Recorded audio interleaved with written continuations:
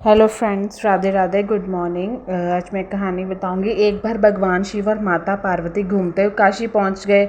वहां पर भगवान शिव अपना मुंह पूर्व दिशा की ओर करके बैठे थे। ये एक भक्ति कहानी है कि शिव पार्वती जी का जो पुत्र हुआ था वो राक्षस अंधक था और उसका जन्म कैसे हुआ इसमें ये बताया गया। उसी समय पार्वती ने पीछे से आकर अपने हाथों से भगवान शिव की आंखों को बंद कर दिया। ऐसा करने पर उस पल के लिए पूरे संसार में अंधेरा छा गया था। दुनिया को बचाने के लिए शिव ने अपनी तीसरी आंख खोल दी, जिससे संसार में पुनर्रोशनी बहाल हो गई। लेकिन उसकी गर्मी से पार्वती को पसीना आ गया। तो पार्वती माता को जब पसीना आ गया तो उसके बाद उन पसीने की जो बूंदें थी, एक बालक प्रकट हुआ उस पसीने की बूंदों से।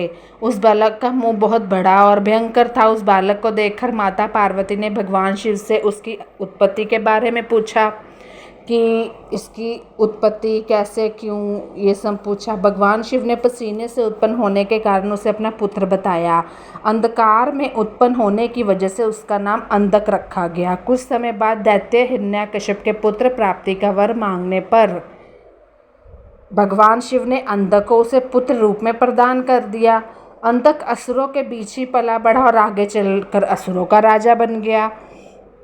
ठीक है, तो ये सारी कहानी अब समझ आ रही है ना कि असुरों का राजा बन गया। अंधक ने तपस्या करके ब्रह्मा जी से वरदान मांग लिया था कि वो तभी मरे जब वो यौन लालसा से अपनी माँ की ओर देखे। अगर गंदी नज़र से अपनी माँ की ओर, बुरी नज़र से माँ की ओर देखे तभी उसकी मृत्यु हो। ये उसने ब्रह्मा से वरदान मांग लिया था। अंधक ने सोचा था कि ऐसा कभी नहीं होगा क्योंकि उसकी कोई माँ ही नहीं है। वरदान मिलने के बाद अंधक देवताओं को परास्त करने यानी कि हारने करके तीनों लोकों का राजा बन गया। परास्त हार के तीनों लोकों का राजा बन गया। फिर उसे लगा कि अब उसके पास सब कुछ है, इसलिए उसे शादी कर लेनी चाहिए। उसने तय किया कि वो तीनों लोकों की सबसे सुंदर स्त्री से शादी करेगा। ये शायद दुर्गा स्तुति का संस्कृत में 8वां अध्याय है, पता नहीं 5वां है। जब उसने पता किया कि उसे पता चला तीनों लोगों में पर्वतों की राजकुमारी पार्वती सुंदर कोई नहीं है जिसने अपने पिता का वैभव त्याग कर शिव से शादी कर ली है।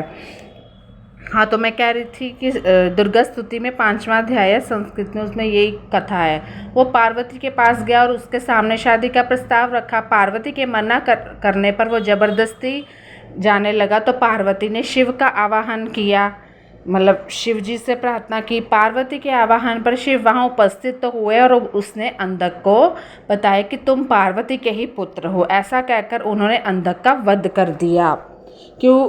उसको वरदान मिला था कि अगर वो माँ की और गंदी नज़र, बुरी नज़र डालेगा तो मरेगा।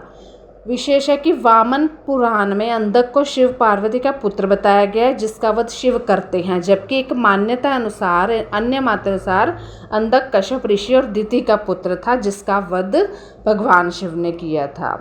बहुत अच्छी स्टोरी है, शेयर करना। धन्यवाद। आपका दिन खुशियों भरा। मेरी बाकी स्टोरीज भी लाइक करिए प्लीज़।